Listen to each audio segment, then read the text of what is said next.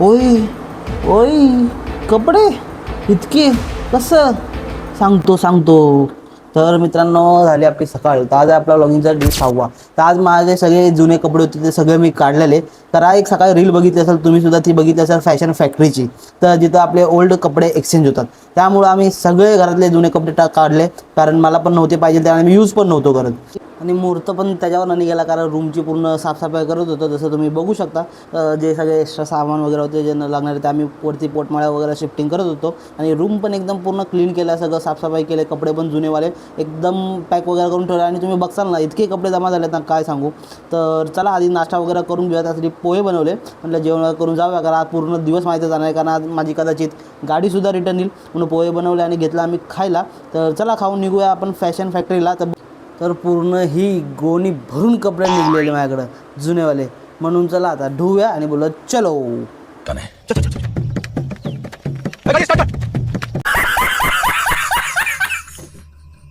आणि काढली आपली बुलेट आणि निघालो आम्ही फॅशन फॅक्टरीकडं. हे होता आपला वाकडचा ब्रिज. तर ट्रॅफिक वगैरे तर नव्हतं आणि आलो फॅशन फॅक्टरीच्या आउटलेटवर. पण म्हटलं आधी इन्फॉर्मेशन काढून घेऊया, नाही तर उगाच जायचो आणि आपला पोपट व्हायचा रे बाबा तिथं. तू समझा? हाँ. नहीं तू समझा नहीं. चेक केली आम्ही ऑफर ती बाबा ओके, पण नक्की काय यामागे फंडा काय होता ते बघूया. असे आलो काउंटरवर टाके टाप टाप टाप कपडे काढून टेबलवर. आणि आमचे तर एवढे कपडे बघून मॅडमने आणले ड्रम बाहेरच. बोलले टाका तुम्ही सगळे कपडे या ड्रममध्येच.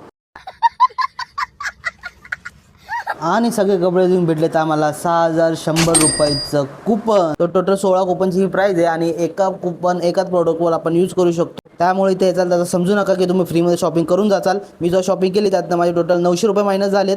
म्हणजे ओव्हरऑल बिल झालं तर 1800. आणि मी 900 रुपये पे करून माझे 3 शर्ट आणि एक टी शर्ट घेऊन निघालो आम्ही घराकडं. आणि बाकीचे जे माझे पेंडिंग कुपन आहे ते मी एंडिंगपर्यंत यूज करू शकतो, सेम डिस्काउंट सेम प्राईजमध्ये. तर त्याला काय प्रॉब्लेम नाही आहे. तर आमची शॉपिंग झाली तिथं आलो, म्हटलं थोडंफार काय खाऊन घेऊया. आणि तेवढ्यात मला गॅरेजवाल्याचा फोन आला, म्हणून आम्ही आलो भक्तिशक्ती बस स्टॉपवर. आणि बस पकडून आम्ही निघालो वाघोलीला डायरेक्टली.